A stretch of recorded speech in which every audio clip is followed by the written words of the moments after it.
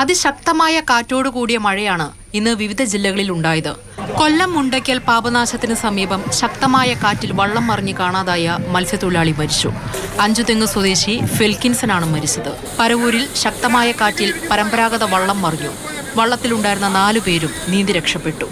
പത്തനംതിട്ട പന്തളം ചേരിക്കലിൽ കാറ്റിൽ തേക്ക് മരം കടപുഴകി വീണ് വൈദ്യുതി ബന്ധം തടസ്സപ്പെട്ടു. ചിറ്റാർ വെട്ടോലിപ്പടി സ്വദേശിയുടെ വീടിന് മുകളിൽ മരം വീണ് 2 വയസ്സുകാരിക്ക് പരിക്കേറ്റു. തിരുവല്ല പെരിങ്ങര സ്വദേശി ചാക്കോയുടെ വീടിന്റെയും കാലിത്തൊഴുത്തിന്റെയും മുകളിലേക്ക് മരം വീണു. വീടിന്റെ മേൽക്കൂര പൂർണ്ണമായും തകർന്നു. അമ്പലപ്പുഴയിൽ മരം കടപുഴകി വീണ് സ്കൂട്ടർ യാത്രികന് പരിക്കേറ്റു.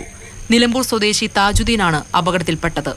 കാറ്റിനെ തുടർന്നുണ്ടായ ശക്തമായ തിരയിൽ തോട്ടപ്പള്ളി ഹാർബറിൽ നങ്കൂരമിട്ടിരുന്ന 3 വള്ളങ്ങൾക്ക് കേടുപാട് പറ്റി.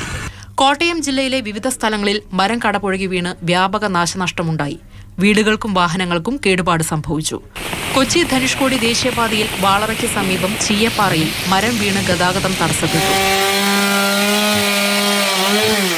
തിരുവനന്തപുരം പൊന്മുടിയിലും രാവിലെ മരം വീണ് ഗതാഗത തടസ്സമുണ്ടായിരുന്നു. പൊന്മുടിയിൽ വിനോദസഞ്ചാരികൾക്ക് നിയന്ത്രണമുണ്ട്. അതിരപ്പിള്ളി ടിക്കറ്റ് കൗണ്ടറിന് സമീപം മരം കടപുഴകി വീണു.